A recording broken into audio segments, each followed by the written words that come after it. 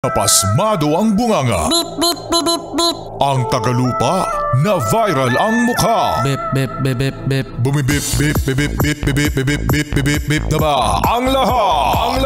Martian. Beep, beep, beep, beep. Enrico Pañero. Bip, bip, bip, bip, bip. Beep, beep, beep, Bip, bip, bip, bip, bip. Bip, bip, bip, bip, bip.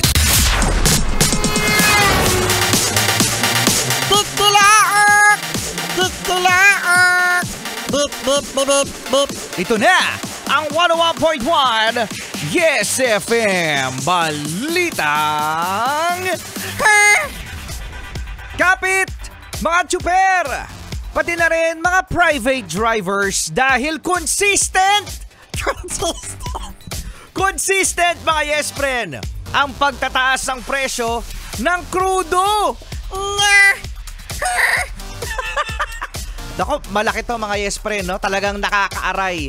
Kasi bukas, no? Araw ng Martes, 2 pesos 60 centavos hanggang sa 2 pesos to 80 centavos per liter ang itataas ng diesel. Ito yung mga jeep na mga yes friend natin, mga UV Express, yung mga gumagapit, no?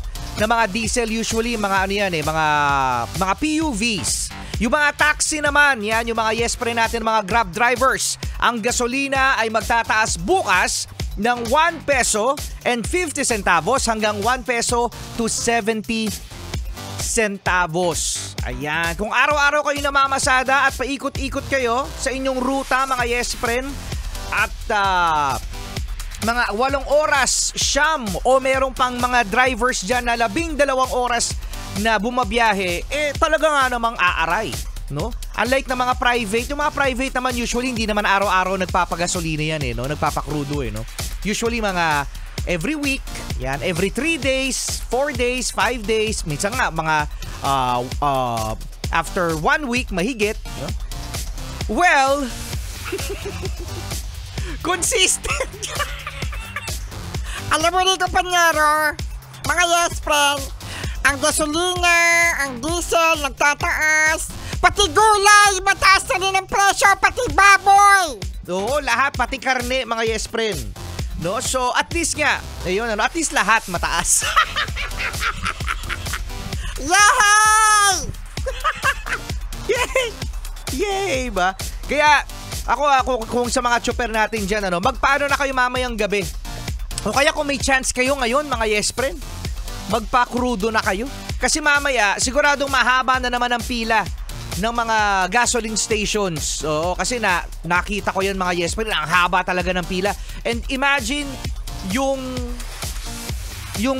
tagal ng pagstay nyo sa gasoline station kapag mahaba ang pila. Yan, the normal thing nga mga yes friend, no? The normal time na ini-spend ko sa isang gasoline station mga yes friend ay 10 to 12 minutes. Ganun katagal. Oo, no? Oo, kasi ako naman, ang strategy ko mga yes friend, hinahayaan ko munang umilaw. Yung lagyan ako ng crudo, wala, umiilaw na siya. Ibig sabihin wala na, tsaka ako magpapadiesel. Oo, no? So, full tank. Oo, no? Kasi ayun yung nakasanayan ko mga yes friend, yung magmedyo sagad na. So yung medyo kakabahan ka kung makakauwi ka pa. Kapit lang ha mga tsuper, at meron na yung nagsasabi na baka daw taasan ang pamasahe. Oh, so tingnan natin mga yes friend, at yan ang ating Yes FM Balitang Grabe ah! Consistent, ang galing.